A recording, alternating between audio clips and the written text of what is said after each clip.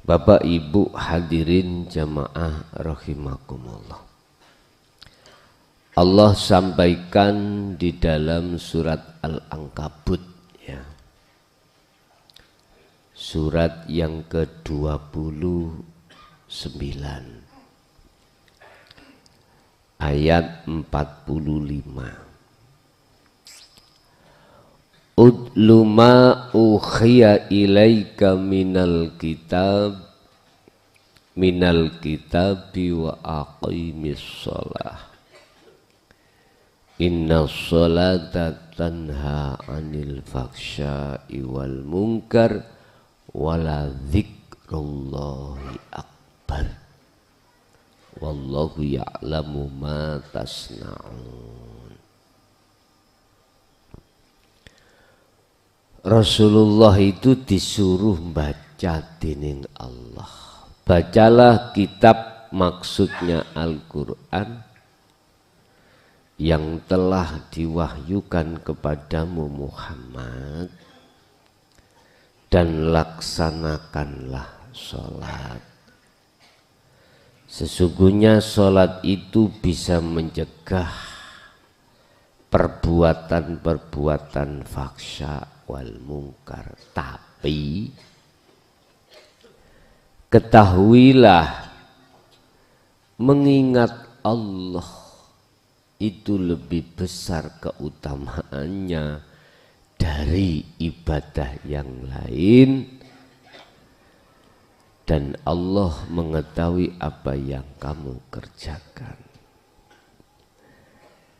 Maksudnya kalau secara syariat, zikir ini mengingat Allah di dalam waktu sholat. Tapi ini kalau ditarik dari golongan ahli tahqiq.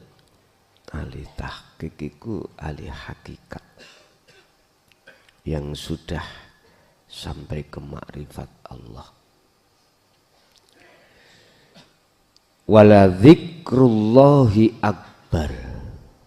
Dan ingat bahwasanya zikir itu lebih utama, lebih besar daripada ibadah yang lain.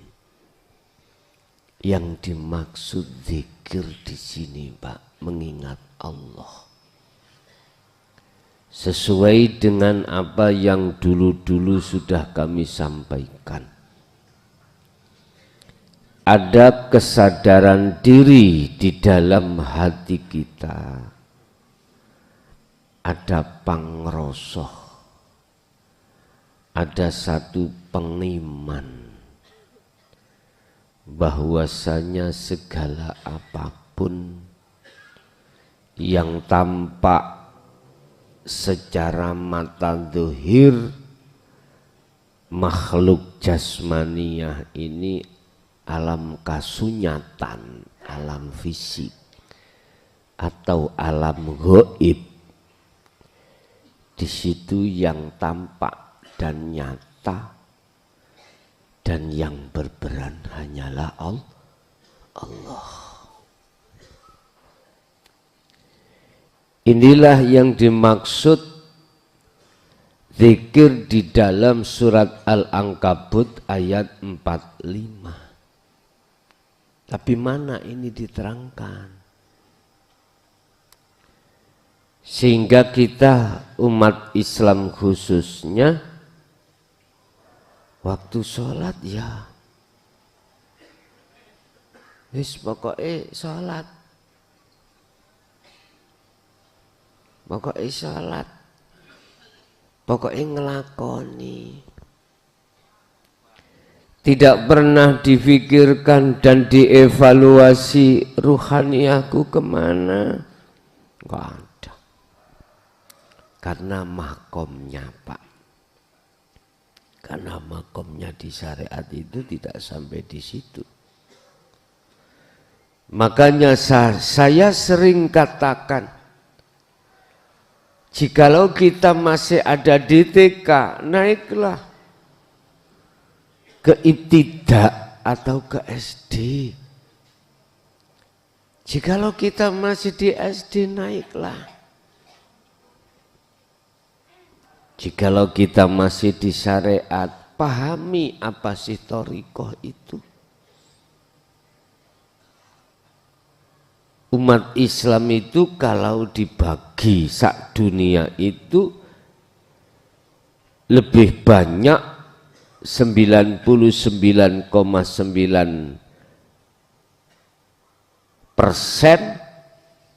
itu masih mumet-mumet ning syariat aja. Muter-muter. Ilmu. Masih di ilmu aja. Ilmu tentang dhahiriyah.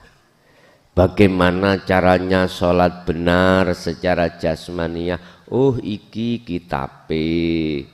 Madhabe iki ini. Bagaimana kita membaca Quran dengan benar. Oh tajwidnya ini. Bagaimana kita berwudu yang benar, toharoh yang benar, fikih iki.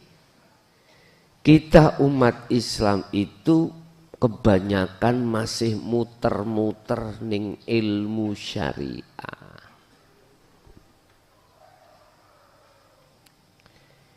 Kita belum pernah, bahkan jarang sekali diajarkan pemahaman thariqah. Mohon maaf ya, saya bukan menentang thariqah A sampai Z, thariqah mu'tabar, bukan. Sekarang kita khitohkan makna thariqah itu apa?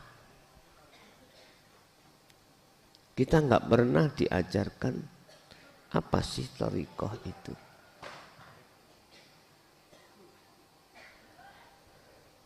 Sing bener disebut thariqah itu sabilillah. Jalan untuk menuju Allah, itu thariqah. Terlepas daripada thariqah apapun di dalam muktabaroh silakan. Cuman pertanyaannya itu, betulkah itu jalan untuk menuju pada Allah? Ataukah malah ruhaniyahmu itu diselewengkan ke lainnya?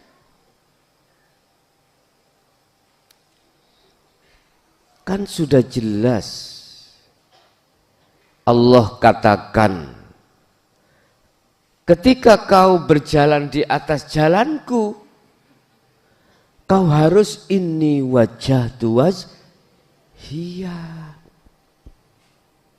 Mungkin ini kalau kita sebut sebagai robitoh, Pak. Saya tidak menentang terkait definisi robitoh di setiap thariqah, enggak. Tujuan kita berjalan di atas jalan Allah itu hanya mendekat dan bertemu Allah. Ini saya tegak-tegakan loh, Pak. Apa tegak-tegakan? Saya mentalak nih. Terpaksa ya. Terpaksa saya mentalakkan, tega-tegakan supaya jenengan paham apa sih thariqah itu. Sebab mohon maaf, kita tidak mengenal thariqah, moro ujak-ujak gradak geruduk, ikut kai. Pahami dulu thariqah itu apa.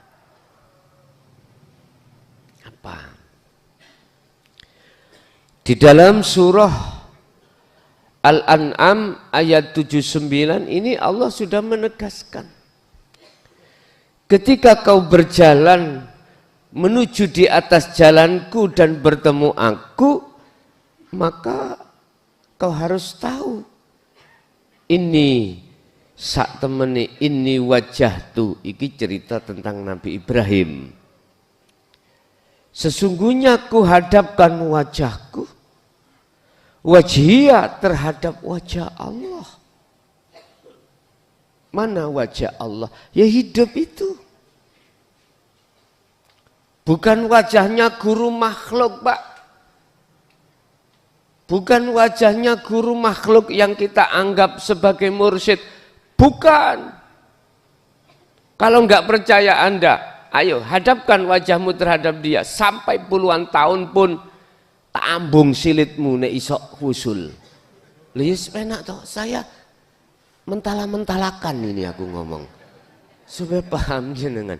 Bukannya saya benci terhadap arahan-arahan supaya menghadap selain Allah. Enggak Pak, enggak. Itu hak Anda. Cuman saya meluruskan tentang thariqah ini. Kalau hidup yang kumaksud jenengan ikut terhadap guru secara zahir, bukan guru makhluk itu, monggo. Itu benar. Tapi yang saya kurang setuju adalah menghadirkan wajah makhluk ini. Urusan Anda nggak terima protes, silahkan yang ada di thariqah. Saya ya korban masalahnya.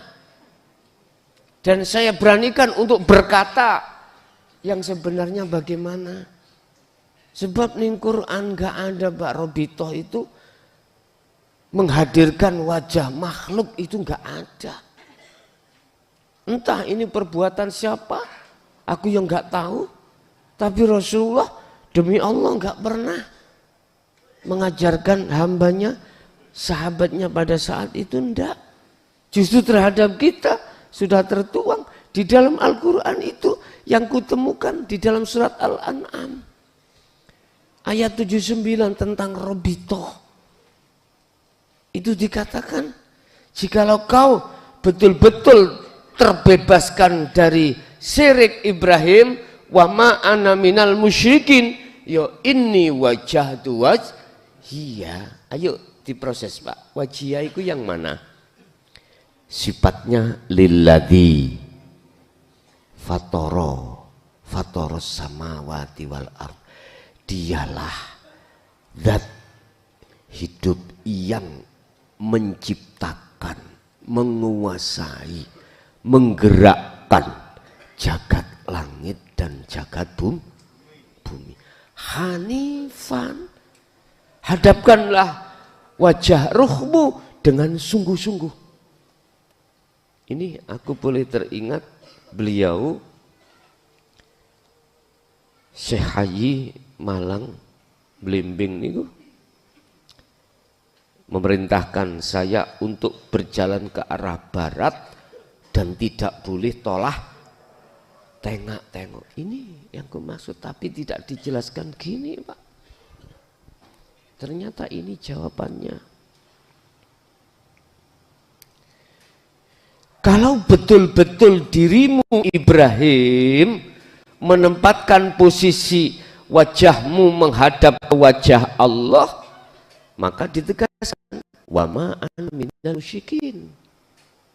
Ibrahim bukan termasuk golongan orang yang menyekutukan.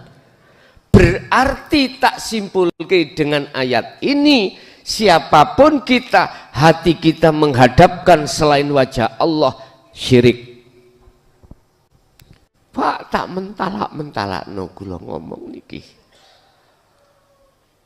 Karena di samping fakta di lapangan yang terjadi, kita diarahkan untuk menghadap wajah makhluk.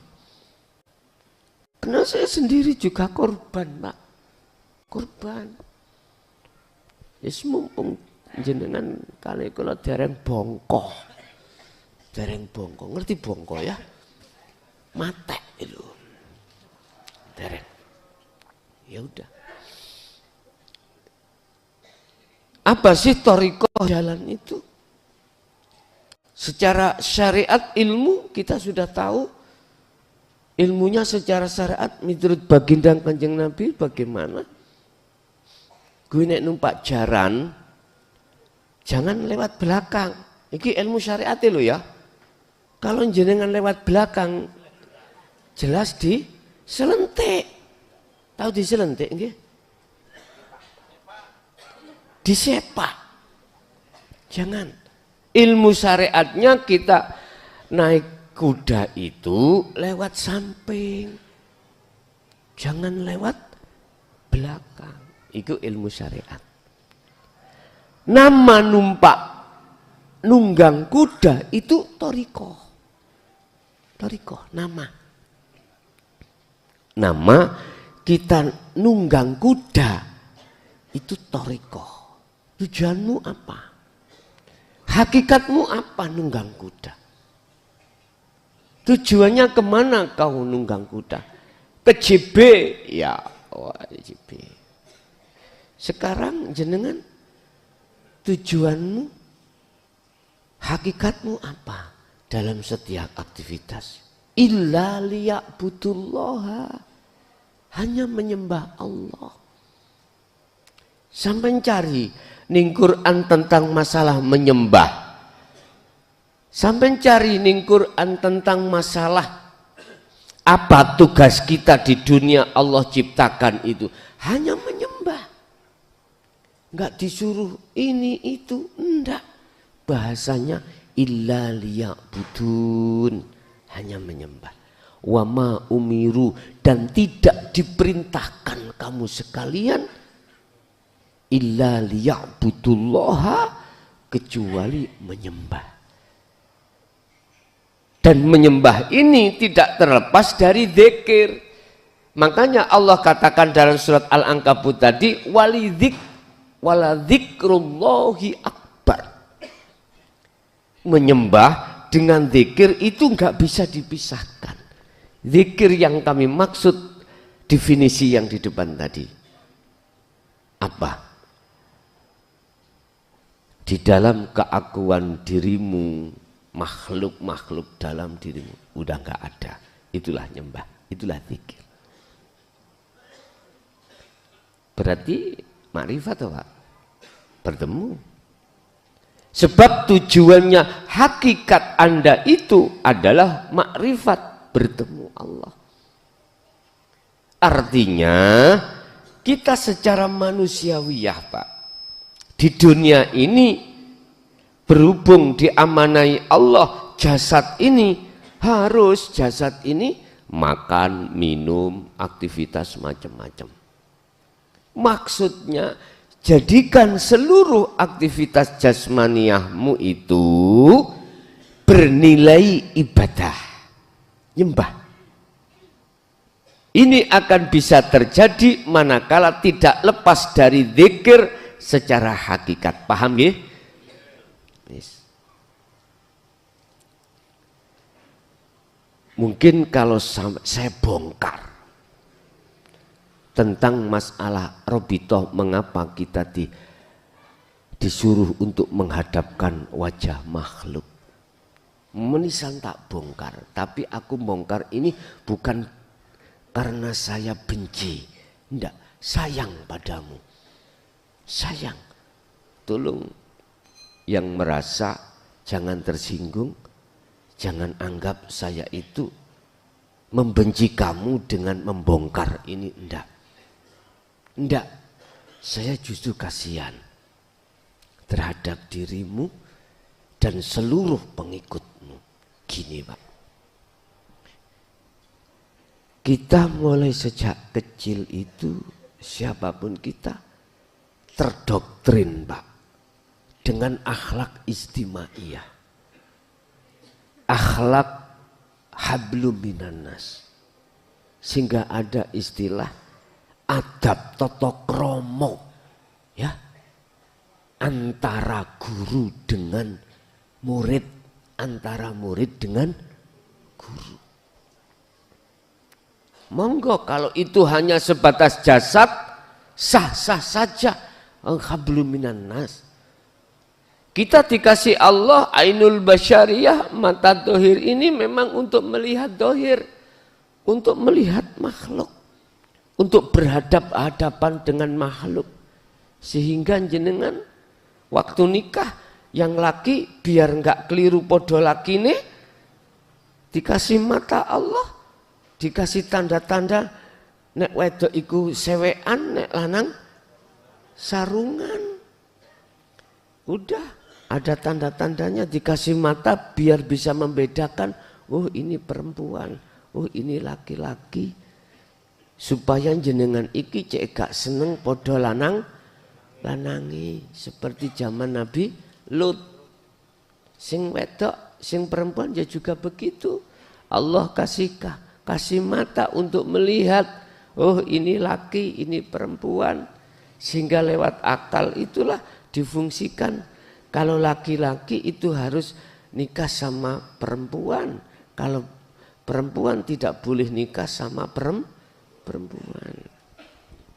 Itu sudah dilengkapi oleh Allah. Oke, karena kita berhenti pengajian dan pengetahuan taklim tarbiyah kita di syariat.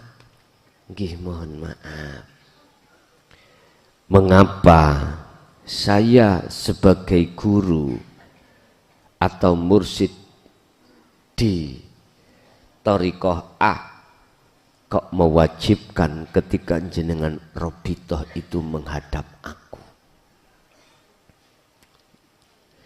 Sekali lagi saya bongkar ini bukan karena saya benci, bukan karena saya tidak setuju, bukan karena saya menyalahkan jenengan. Enggak. Saya bicara saya, bukan panjenengan. Mukhatabnya itu saya. Mengapa saya mengarahkan jenengan ini ketika jenengan suluk wajib menghadirkan wajah saya? Bila perlu jenengan harus punya fotoku. Dan kau template di barat, ya, tembok di depanmu. Pak, kalau saya tidak diperintahkan Allah mengatakan hal yang kuanggap sangat menakutkan ini, saya tidak akan katakan, Pak. Fafirru ilallah, terkait masalah supaya jenengan kembali kepada Allah iman yang sebenarnya. Di situ dikatakan, inni lakum minhu nadhirum mubin. Sesungguhnya aku ini hanya memperingatkan aja. Tidak saya suruh untuk beriman, tak paksa mengikuti saya apa yang telah ku sampai. Enggak, pun salah paham. Demi Allah, saya tidak bermaksud supaya cari-cari pengikut banyak. Enggak. Wallahi, saya tidak ada arah di situ. Mengapa ini saya tegaskan? Karena ini perintah Allah yang harus kami sampaikan. Udah. Mengapa saya menyuruh Anda untuk menghadirkan wajahku? Dengan alasan kau akan bisa sampai pada Allah karena lewat aku. Aku di atasku ada bin sampai Kanjeng Nabi Muhammad. Itu sebetulnya supaya Anda tidak lari dari pujaan selain aku. Ini jawabannya. Jangan melihat saya, lihatlah Allah. Berarti yang membongkar adalah Allah. Saya tanya, kalau Anda nggak percaya, berapa puluh tahun Anda mengikuti aku bertorikoh? Torikohku itu torikoh namanya Tisuyah. Torikohku namanya torikoh Tisuyah. Ini torikohku. Jenengan ikut, tak kasih wirid, tak kasih istighfar, sholawat segini.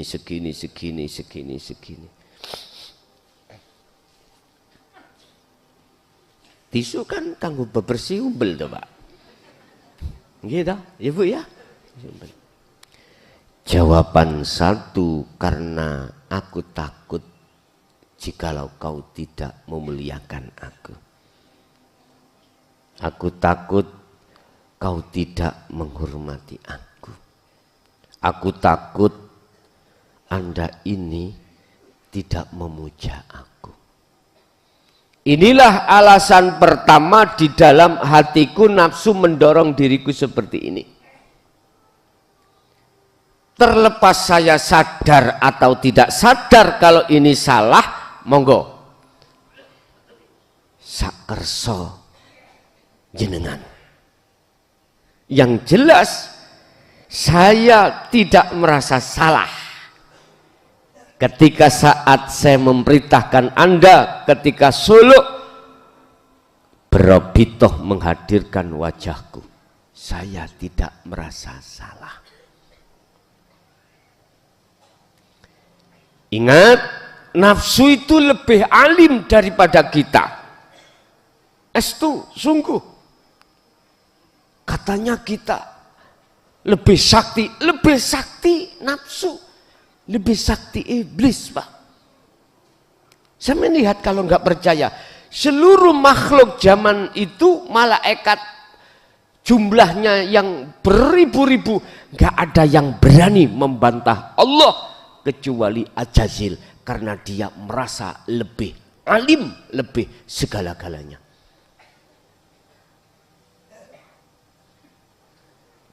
Yun sewu, saya tidak merasa kalau salah. Yang kedua, karena saya takut mereteli. Namanya pengikutku, apa Pak mereteli? Lari keluar dari thariqah apa itu? Tisuyah. Thariqahku tisuyah. Saya takut dan nggak menginginkan jenengan keluar dari thariqahku. Tak ikatlah beat dan tak ancamlah kau. Kualat jikalau kau keluar dari sini, bahkan tak anggap murtad dari thariqah tisuyah.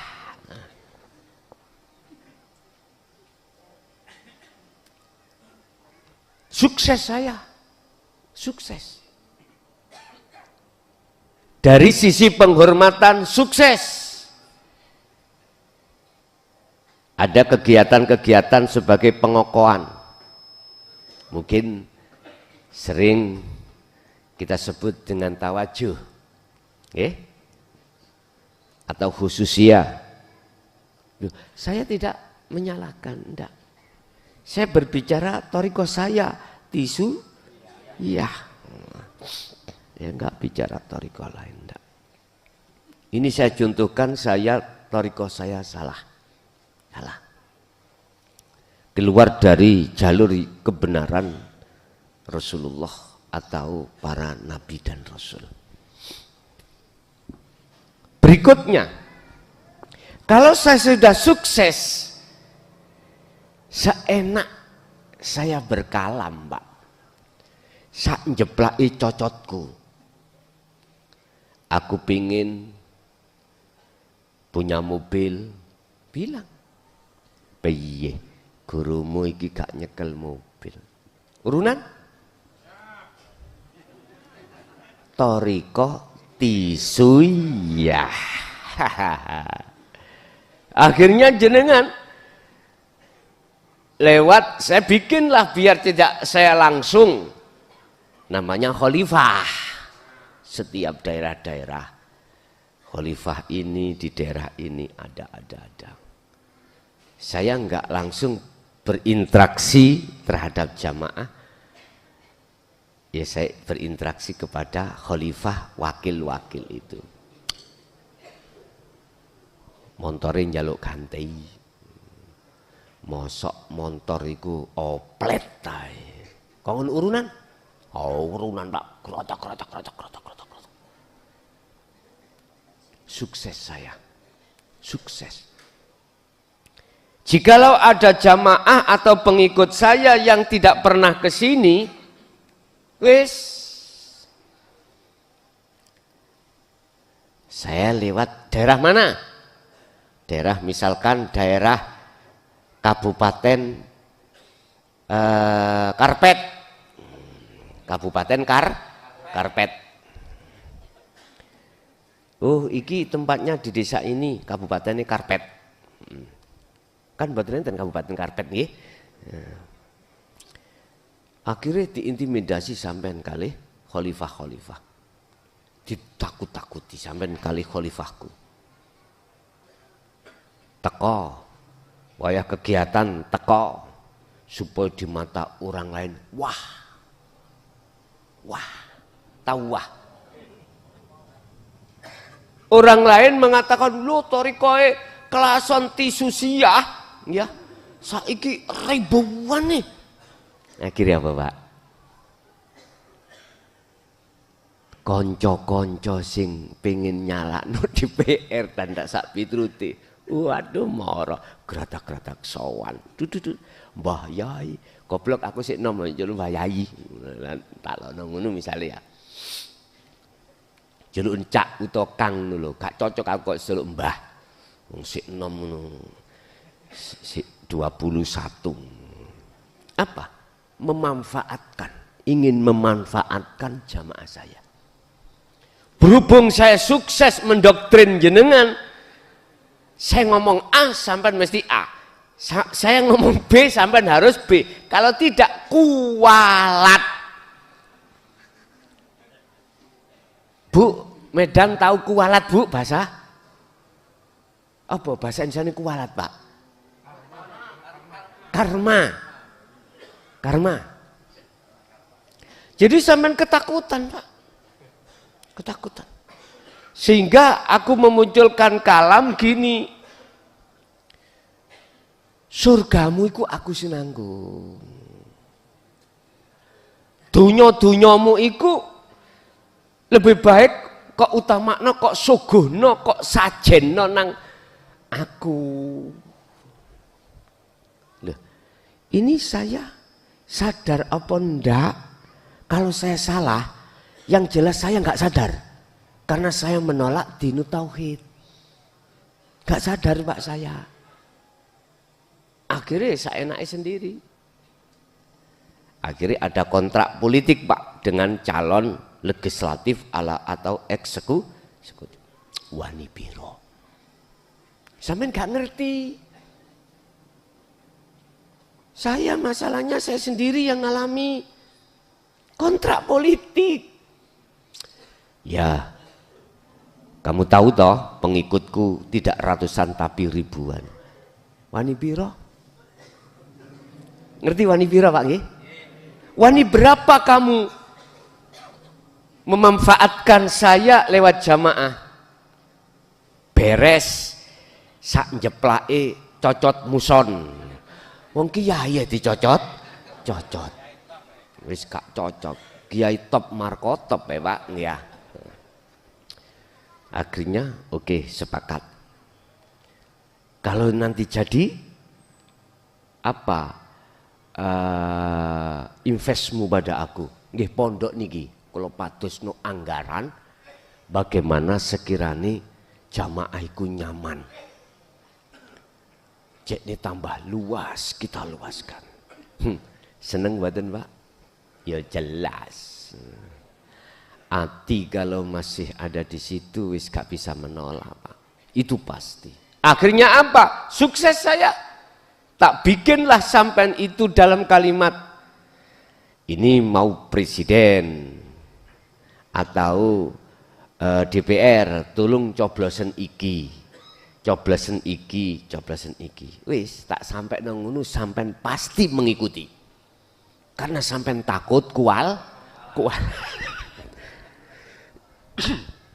Padahal tolong dibuka di dalam surat Al-Maidah ayat 76 sing malatiku mung Gusti Allah bos duduk raine klason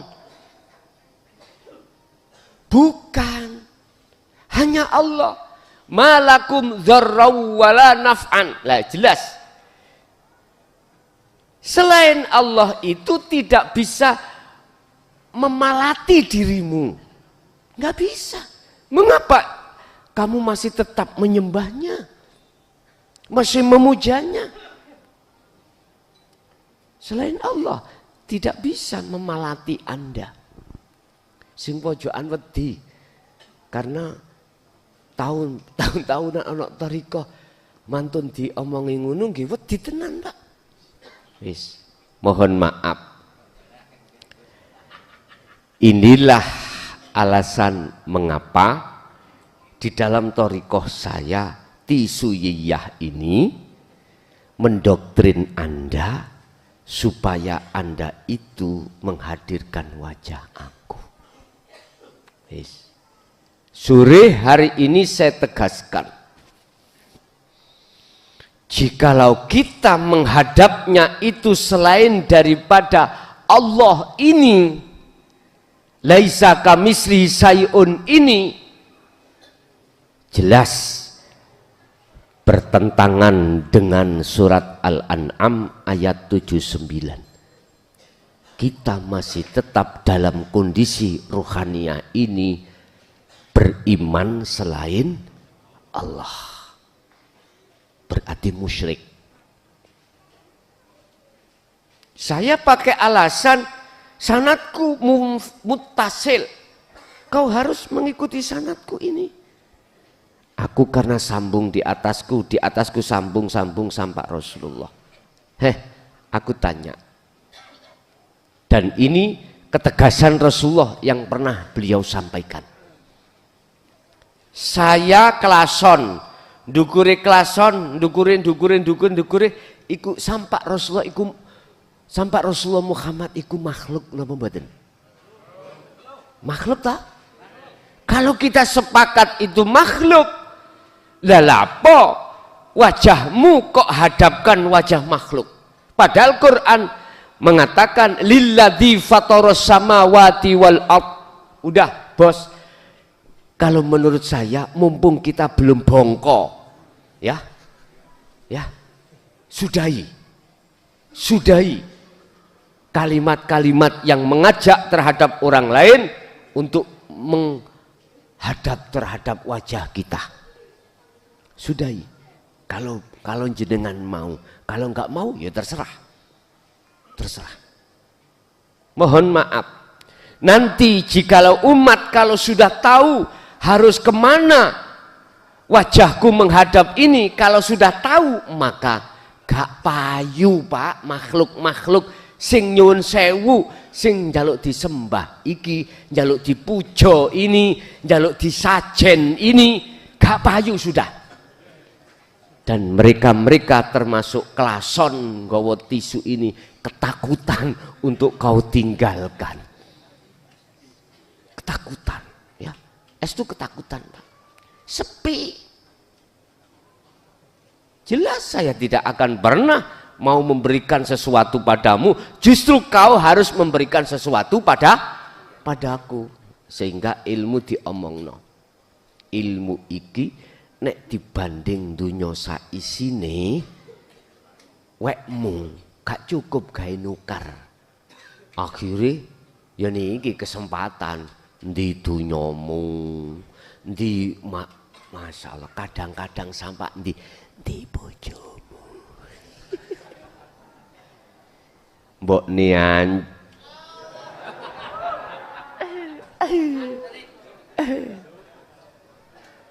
Pak, Bun, terserah jenengan. Allah sudah katakan sore hari ini untuk meluruskan semata-mata keimanan Anda. Mumpung jenengan belum sedo, monggo. Jadi kita harus memahami dzikir yang sebenarnya itu bagaimana. Mana? Dzikir itu ingat pada siapa? Mana? Bapak Ibu salah banget miturut kajian ini Kalau yang dimaksud zikir, ingat itu pada selain Allah, selain Allah. Makanya kalau berobitoh, jangan berobitoh selain Allah. Allah katakan di dalam surat An-Nisa ayat 142, innal munafiqina yukhadi'unallaha wa huwa khadi'uhum. Sesungguhnya orang-orang munafik itu hendak menipu Allah, tetapi Allah lah yang menipu mereka. Bentuknya apa menipu? Dengan bentuk aku menyerukan Anda untuk robitoh padaku. Terima gak terima? Sak kerso jenengan. Sekali lagi saya garis bawahi, jangan melihat saya yang berkata, yang nyocot, jangan. Lihatlah yang dawuh adalah Allah. Berarti maksud Allah itu sayang pada kita. Diingatkan seperti ini. Sesungguhnya orang-orang munafik itu bermaksud untuk menipu Allah. Tapi nggak bisa. Bentuknya nggak bisa apa? Malam hari ini, sore hari ini Anda umat manusia ditegaskan terkait masalah penghadapan.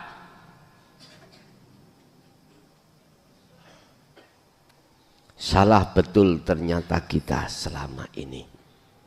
Salah betul. Justru Allah yang akan menipu terhadap mereka. Wa idza qamu ila shalah qamu kusala. Mereka tatkala mohon maaf mendirikan atau berdiri untuk sholat, mereka lakukan dengan malas, aras-arasan. Artinya untuk berzikir aras-arasan. Akhirnya enggak pernah berzikir. Kalau bergerak, ya tahu, tapi kalau berzikir tidak. Yura'unan nasa wala yadhkurunallaha illa qalila. Gelem berzikir tapi sedikit. Apa? Allah ketika takbiratul ihram. Koyok-koyok bener. Koyok-koyok khusyuk Allah. Tapi enggak dalan. Tahu enggak dalan? Enggak sesuai dengan bidikan. Itu dikatakan ketika dia ingat hanyalah sedikit ingatnya. Kembali kepada thariqah. Jalan, Pak. Bagaimana thariqah Rasulullah atau jalan yang dilakukan oleh tabi'in? Jawabannya hanya satu. Thariqah itu jalan, setiap aktivitas apapun itu jalan, Pak. Jenengan sholat iku jalan, jenengan wirid iku yo jalan, maca Quran itu yo jalan, maca koran yo jalan, membaca apapun, beraktivitas apapun namanya itu yo itu thariqah sebenarnya. Tinggal pertanyaannya, apakah ruhaniyahmu itu bernilai nyembah, ngibadah pada Allah pada saat jenengan ini beraktivitas atau tidak. Kita sudah tahu Allah tidak akan menciptakan kita kecuali hanya menyembah, beribadah, beraktivitas apapun tanpa terkecuali wajib menjadi nilai ibadah, nyembah. Lah, akan menjadi nilai ibadah secara jasmaniah ini tergantung keadaan rohaniah jenengan ini betul-betul mengerti atau tidak terkait al-azkar, tentang masalah zikir yang sesungguhnya. Kalau mengerti dan mengamalkan, wallahi yataqabbalullahu minal muttaqin. Inilah amaliyah yang diterima oleh Allah. Udah. Ini thariqah. Lah hakikat itu adalah tujuan. Ini ya tidak terlepas dari ilmu. Tidak terlepas dari ilmu. Tujuan itu kalau tidak diilmuni ya nggak bisa. Apa ilmunya tujuan? Ya tergantung. Jenengan ke JB ilmunya apa? Harus tahu jalannya, harus tahu jenengan ini alamatnya. Itu termasuk mengetahui ilmu. Inilah yang kumaksud adalah dinut tauhid. Inilah ilmu akhirat yang sudah 8 hari panjenengan iki langsung digodok oleh Allah. Memang gak enak Pak, digodok itu gak enak, soro banget, serba terbatas. Kita biasanya di luar itu boleh remi, boleh ke lokalisasi, boleh begini-begini. Kita dikurung di pondok, nggak boleh. Dikongkon fokus ilmunya, pengajarannya, malah nanti besok akan fokus lakunya khusus bagi pemula. Soro memang digodok. Makanya sebenarnya Nabi Yunus itu nggak ingin keluar dari ikan. Nun itu enggak. Dia mengatakan subhanaka inni kuntu minadz dzalimin. Beliau nyadari kalau dia selama ini zalim, biar diampuni oleh Allah, dia kholwat. Jadi bentuk dia dimasukkan ikan nun perutnya itu bentuk jenengan kholwat. Sebetulnya di situ. Mboten ingin keluar dari ikan nun, mboten perutnya anda. Ingin kegelapan itu hilang. Aslinya begitu. Wong sampai berapa hari dia nggak makan, yo gak mati kok. Begitu. Bon. Kalau hakikat itu tujuan dan tujuan itu harus diilmui, maka Allah akan mendidik jenengan ini isi maksud daripada la ilaha illa anta. Setelah ini sudah disampaikan, maka kita lakukan sampailah kita pada puncak wahyu Allah, yaitu la ilaha illa ana.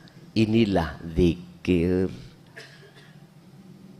Nah, ketika saat jenengan sudah duduk di wilayah ini, maka ada awah doa, beberapa doa sampai niku gak salah posisinya, gak salah.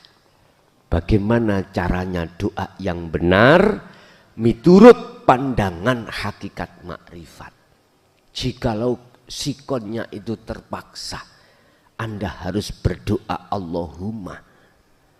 Hatimu itu harus menghadap kepada urip, bukan terhadap makhluk berbentuk apa yang Anda minta.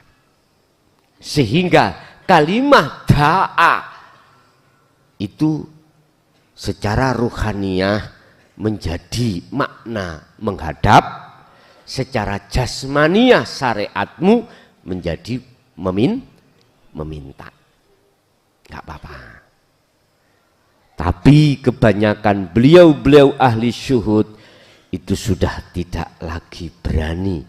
Dia itu akan memohon, meminta kepada Allah Subhanahu wa ta'ala, karena Allah sampun memberikan petunjuk di dalam surat Al-Ahzab ayat 41, ya ayyuhalladzina amanu dzkurullaha dzikron katsiron. Wahai orang-orang yang beriman, maksudnya sudah sampai pada kemakrifatan.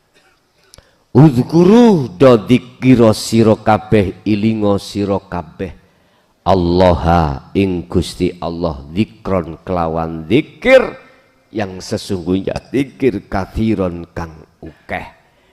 Berarti radi kongkon jaluk tapi diperintahkan zikir. Rasulullah dawuh tadi di depan, barang siapa menghabiskan waktunya sibuk untuk berzikir padaku, maka aku Allah akan memberikan yang melebihi daripada mereka yang meminta. Lah, sampai nang embong ana wong njaluk-njaluk, mbuh lewat ngamen, mbuh lewat apa, intine njaluk betok. Membawa omplung atau membawa apa, minta. Di depan Anda ada uang puluhan, ada 5.000-an, ada 1.000-an, ada cerik. Gak mungkin Anda mengambil yang jangankan 1.000 apa puluhan ribu, sing 1.000 nggak mungkin, paling golekno sing krik ngoten niku. Nggih matur suwun, masalah kapasitasnya kericikan. Sampai melihat seseorang nggak minta, mohon maaf loh Pak, ning pojokan wis gak tahu panas gak tahu hujan terus jenengan melihat. Apalagi dia gendong anak kecil, apalagi jasadnya tidak lengkap, yes. Gak minta, jenengan tergugah hati sampean. Gak mungkin, ewonan nih gak mungkin. Minimal 10.000. Ayo gak percaya, buktikan. Inilah maksud sebenarnya jikalau waktu demi waktumu kau sibukkan untuk berzikir kepada Allah, maka apa yang diberikan Allah melebihi dari mereka yang meminta. Mula nek dadi anak ojo njalukan. Ora enek ceritane, tidak ada ceritanya bapak minta anak itu gak ada ceritane. Ora eneng ceritane Gusti Allah njaluk nang sampean iki, ora eneng ceritane. Lha iki lho gak dikembangne nang guru. Ora enek ceritane mestine guru njaluk mur. Iki sing dingkrek Pak disingitno.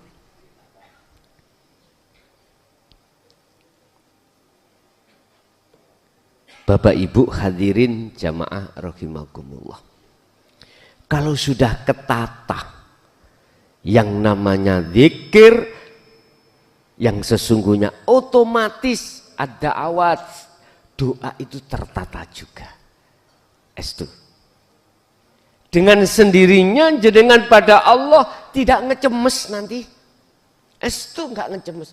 Walaupun kita ngomong, mohon maaf ya, kita itu asalnya orang sukses Pak. Orang sukses. Kemudian kita menjadi orang jatuh. Usaha kita jatuh, ekonominya kita jatuh. Aku yakin kalau jenengan itu sudah mengutamakan zikir dan atau menyibukkan waktu demi waktu kau pergunakan hanya untuk berzikir, pasti jenengan itu nanti tidak ngecemes dengan kondisi ekonomi. Enggak akan. Itu enggak akan. Intinya wis opo jare gitu. Apa kata Allah? Sehingga jenengan kali kula niki malu. Mau minta Allah itu malu. Karena sudah tahu posisinya, cara yang benar berzikir bagaimana, cara yang benar berzikir bagaimana, juga cara bagaimana doa yang benar. Dan inilah mengapa dijadikan oleh ahli tahqiq itu, kalau kita lihat beliau-beliau gak patek mau berzikir mau berzikir manakah berdoa mohon maaf apabila itu terjadi karena keterpaksaan sikon dan kondisi.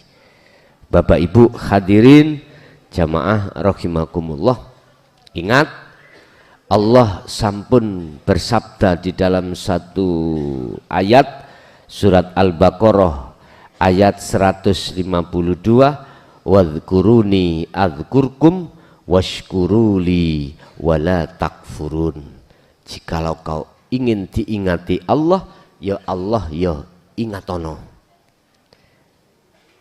Saya ulang, jikalau kau ingin selalu diingati Allah ya Anda harus menjaga ingatmu kepada Allah. Washkuruli wala takfurun. Bersyukurlah apa yang sudah kami berikan dan janganlah kau kufur atas apa yang telah kuberikan. Jadi maksud daripada ingat pada Allah, Anda itu secara hakikat sadar kalau semuanya itu yang apapun hanyalah Allah. Selama ruhaniah kita itu tidak tengok-tengok, tidak berhenti di musyahadah, itu tidak ada aman. Selama rohaniah itu detik-detik tidak di zona musyahadah, artinya di muhadharah atau di mukasyafah, siapapun rohaniah nggak aman dengan nafsu. Lah proses musyahadah kekasih Allah itu di fana itu ada di musyahadah, mudun lagi di muhadharah, mudun di mukasyafah, naik lagi musyahadah. Jadi naik turun naik turun. Sepanjang ruhaniah ini belum di ahad, belum berada di ahad lah ya, masih di luar. Walaupun kita sudah musyahadatul fana atau kamil, kalau kita masih diletakkan di luar, dijatuhkan, gak aman. Karena sesungguhnya nafsu itu selalu mendorong kepada kejahatan, alias melalaikan hatimu itu pada Allah yang berbuat. Kecuali nafsu yang diberi rahmat oleh Tuhanku. Siapa ini? Tadi malam sudah saya bahas tentang dua sifat, basariyah dan basirah. Di dalam basirah itu ada dua nafsu, lawamah dan inilah yang dirahmati. Inilah disebut jiwa atau ruh yang masih kotor, tapi dia memperhatikan panggilan Allah. Irji'i baliyo siro ila rabbiki, maring pangeran siro. Jikalau kau mau kembali kepada Tuhanmu, radiyatan mardiyah, ya fadhuli fi ibadi wadkhuli jannati. Jadi Pak, itu ruh yang belum suci. Tapi ruh ini sudah ada perlawanan terhadap sifat basariyah. Berarti sifat basirah sudah agak lemu, gemuk, tokol, berotot. Sifat basariyah itu sudah loyo. Tapi sak loyo-loyo nih sifat basariyah masih tuwek jenengan umur swidak. Mbah, ono sikil mulus Mbah. Mesti ngono. Lha ya duit Mbah, sedaya pun. Selama ruhaniyah kita tidak ada di musyahadah, nggak aman. Artinya nafsu selalu mengejar kita. Itulah nafsu yang dirahmati oleh Tuhan. Sesungguhnya Tuhanku maha pengampun, maha penyayang. Artinya walaupun jenengan syirike ku tumpuk sundul langit ya, tapi kalau jenengan mau kembali kepada Allah, semuanya akan diampuni. Wala bagin wala antin innallaha ghafurur rahim. Terus bagaimana yang belum dimaksum son sik nanggani musyahadatul fana kamil, kadang dia itu kena nafsu, kadang tidak lagi itu toh. Itu tadi Pak saya katakan, sebetulnya Anda tidak mau untuk jatuh, tapi karena ini proses Allah menjatuhkan. Sing maksudnya Allah menjatuhkan supaya kita tambah kuat ketauhidan kita. Makanya mengapa tadi saya katakan dalam surat Al-Ahzab, wahai orang-orang yang beriman, uzkurullaha dzikron katsiron, ada di situ rahasianya, supaya Anda lekas cepat ada di maksum.